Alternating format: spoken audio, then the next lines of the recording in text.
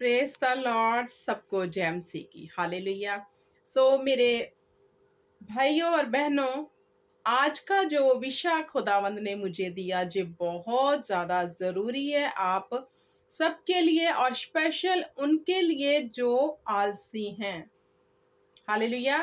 क्योंकि आज के समय में अगर हम नज़र मारें तो गरीबी बहुतात से है। हालेलुया। क्यों? क्योंकि आलस जो है वो हमें हर वक्त हर घड़ी का एहसास दिलाती है। क्योंकि आलसी मनुष्य अपने जीवन में हमेशा घटी को देखता है, बढ़ोतरी को नहीं। हालेलुया। मेरे प्रिय भाई बहनों, आज हमें परमेश्वर के वचन के बीच में से जानना है कि आलसी मनुष्य के जीवन में घटी जो है वो निरंतर उसका पीछा करती है। क्यों करती है? उसके अपने ही आलस पुने के कारण। हालेलुया। इस वचन को जरूर सुनना और मैं परमेश्वर से दुआ करूंगी कि आप आज के वचन के बीच में से जब आप सीखेंगे आप आलस को त्याग देंगे। हालेलुया। क्योंकि कोई भी ऐसी बात नहीं है जो खुदावंद हमसे दूर नहीं करते। हालेलुया। हर एक बात जो हम प्रार्थना में मांगते हैं वो हम पा लेते हैं। हालेलुया। चाहे कैसी भी हमारे जीवन में निकम्मी से निकम्मी भी हमारी नेचर क्यों नहीं है, हम जब खुदा को बोलते हैं कि खुदावंद इसको दूर कर दे मेरे से, तो खुदावंद करते हैं। हालेलुया। मेरे प्रिय भाई बहनों, आज हम वचन के बीच में से सीखेंगे कि आलसी मनुष्य कैसे होते हैं। आप मेरे साथ निकालें नीति वचन उसका 10 अध्याय उसकी 4 आयत। नीति वचन 10 अध्याय और उसकी 4 आयत। इसमें लिखा है, सुलेमान क्या कहता है? जो काम में ढिलाई करता है वह निर्धन हो जाता है, परंतु काम काजी लोग अपने हाथों के द्वारा धनी होते हैं। हालेलुया। मेरे प्रिय भाई बहनों, देखो जहां सुलेमान ने स्पष्ट लिखा है, मुझे नहीं लगता कि ये बात आपको समझ नहीं आई होगी। Hallelujah. Don't be lazy. Hallelujah. Don't be lazy. अगर आप परमेश्वर को मानते हो, अगर आप खुदा से अपने जीवन में आशीष और बरकत को चाहते हो, तो डोंट बी लेजी। हालेलुया। तो जहां सुलेमान ने कहा जो अपने काम में ढिलाई, मतलब क्या है कि जो अपने काम में आलस करता है, निकम्मा हो रहता है, वो हमेशा निर्धन रहता है, मीन्स गरीब रहता है। हालेलुया। अभी मैं इस वचन को आपको आत्मा के वचन के ये है निजी जीवन के लिए वचन कि जो मनुष्य मेहनत नहीं करेगा वो रोजी रोटी खा सकता है पेट भर के? नहीं, उसको मांगना पड़ता है। क्यों? उसको भी परमेश्वर ने हाथ पैर सब कुछ सही सलामत दिया, लेकिन उसका आलस पुना जो है उसको निर्धन रखता है। जब तक आप उठकर किसी काम को करोगे नहीं, वो नहीं होता। ये निजी जिंदगी का वचन है। ऐसे ही मेरे प्रिय भाई बहनों, हमारी आत्मिक जीवन है। अगर हम परमेश्वर से आशीष लेना चाहते हैं, परमेश्वर की आत्मिक दानों वरदानों को लेना चाहते हैं, सॉरी, अगर हम आत्मिक मेहनत नहीं करेंगे तो हम हमेशा पीछे रह जाएंगे। हम दूसरों को देखते रह जाएंगे लेकिन खुद कुछ नहीं कर पाएंगे, क्योंकि हमने अपने नेचर को ऐसे कर रखा है कि उठ के प्रार्थना नहीं करनी, बाद में कर लूंगा, ठहर के कर लूंगा, या फिर छड़ की करनी है।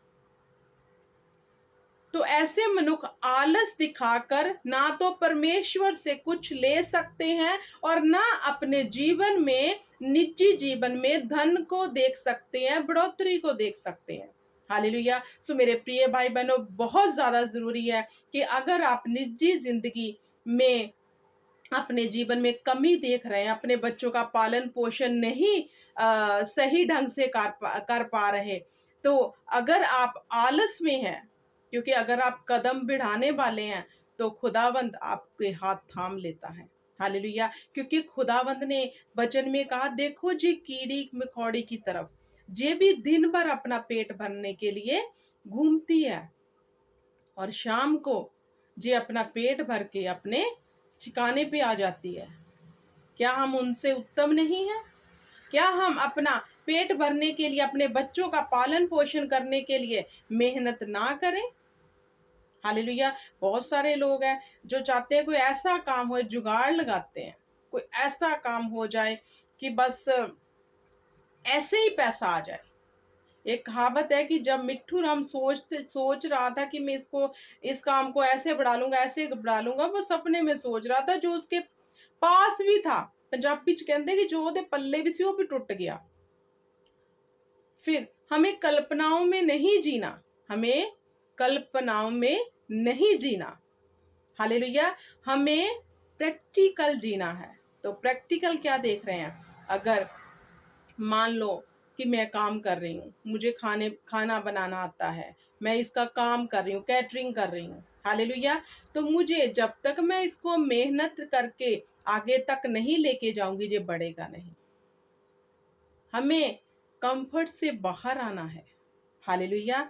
अगर आप धन की बढ़ोतरी, अगर आप आत्मिक बढ़ोतरी देखना चाहते हो मेरे प्रिय भाई बहनों, हमें कंफर्ट से बाहर आना है। खुदा मदद करते हैं, चाहे आपकी निजी जिंदगी के लिए हो, चाहे आपकी आत्मिक जीवन के लिए हो। जब आप उठोगे, खुदा आपकी मदद करता है। हालेलुया। जो हाथ पे हाथ धरा बैठा रहेगा, वो कभी भी सुख के दिन नहीं देखेगा।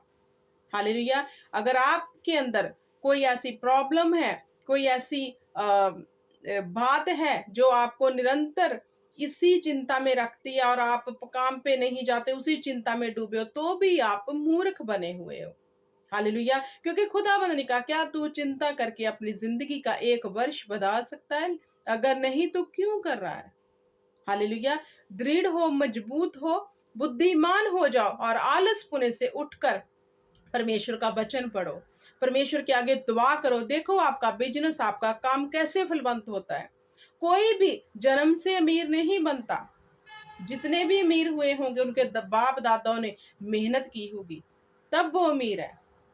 किसी को ऐसे ही नहीं मिल गया। और परमेश्वर ने कहा, तू अपने 10 9 की किर्त कमाई खाएगा। हालेलुया। अपने हाथों की कमाई खाएगा। इट मीन्स मेहनत की।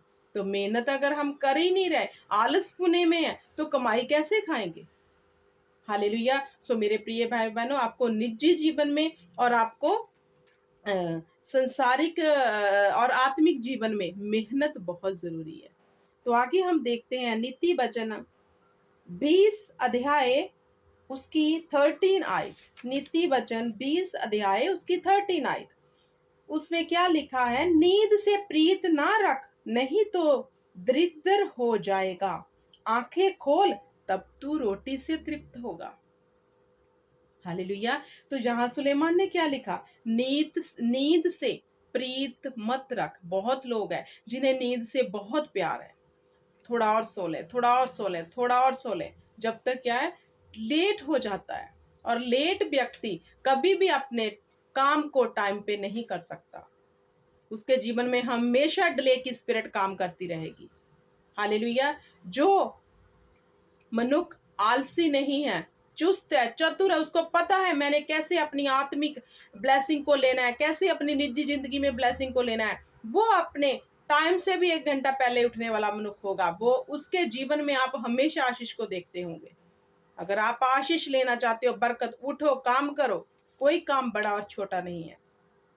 नींद से प्रीत मत रखो, क्योंकि नींद जो है वो हमें आलस का दर्शाती है। जब प्रभु यीशु ने अपने चेलों से कहा, जब वो प्रार्थना करके वापस आए, तो प्रभु यीशु ने क्या कहा? क्या मेरे साथ 1 घड़ी भी जाग नहीं सके? हालेलुया। प्रभु यीशु जो हमारे परमेश्वर है, जिनको हम फॉलो करते हैं, जिनके हम फॉलोअर्स हैं, जिन्हें हम लव करते हैं, वो तो रात को प्रार्थना करते थे। लेकिन हम क्या है? सो जाते हैं, क्योंकि शैतान मन में डालता है कि देख तेरा बदन दुख रहा है, देख तेरा शरीर ऐसे, तू सो जा। हम उसकी बात सुन के सो जाते हैं। लेकिन खुदा क्या कहता है? शरीर की नहीं, मेरी बात सुनो, आत्मा की। आत्मा तो तैयार है, लेकिन शरीर दुर्बल है। इट मीन्स हम निकम्मे हैं। जब हमारे अंदर आलस होगी मेरे प्रिय भाई बहनों, हम निकम्मे ठहराए जाएंगे, हमें सब निकम्मे बोलेंगे। फिर ये किसी काम का बंदा नहीं है। क्या आप चाहते हो कि आप ऐसे लफ्ज हमेशा सुनते रहें? क्यों नहीं उठ के मेहनत कर सकते? करो। हालेलुया। परमेश्वर हमें हमारी मेहनत देख के बरकत देते हैं, चाहे आप आत्मिक जीवन में, चाहे आप निजी जीवन में ला लो। खुदा को पता है जे बंदा मेहनत कर रहा है मैं इसको अजर दूंगा, ये अपने काम में पूरा वफादार है, मैं इसको इसकी मेहनत का अजर दिलाऊंगा इसके मालिक से, इसको और उन्नति की ओर लेके जाऊंगा, इसका प्रमोशन करवाऊंगा, क्योंकि ये मेहनती है, ये अर्ली उठता है, अपने काम के लिए पूरा सुचेत रहता है, अलर्ट रहता है, तो खुदाबंद फिर हमारी प्रमोशन करवाते हैं। जब हम निकम्मे होते हैं तो हमारा गॉड, हमारा लॉर्ड, हमारा परमेश्वर भी हमारी ना कोई उन्नति करवा पाता है और ना हमारी ओर फिर ताकता है, क्योंकि उसको पता है ये आलस से भरा हुआ है। दुआ करो, अगर आपको ऐसे सिचुएशन में हो, आलस से आप निकलने, खुदा हमें निकालो, वो निकालने की सामर्थ रखता है मेरे प्रिय भाई बहनों, वो आपको निकालेगा। हालेलुया। सो आज के इस वचन में खुदावंद आप सबको बड़ी आशीष और बरकत दे, और खुदा की बरकत आपके जीवन में ठहर जाए और आप आलस से बाहर आ जाओ, जी मेरी दुआ है। हालेलुया। और आलसी मनुष्य कभी भी अपनी जो है प्रतिपाल अपनी भी नहीं कर सकता, अपने बच्चों को भी नहीं कर पाता, और हमेशा गरीबी को देखता है। ऐसे ही आत्मिक जीवन में आलसी मनुष्य कभी भी परमेश्वर के काम के योग्य ठहराया नहीं जाता।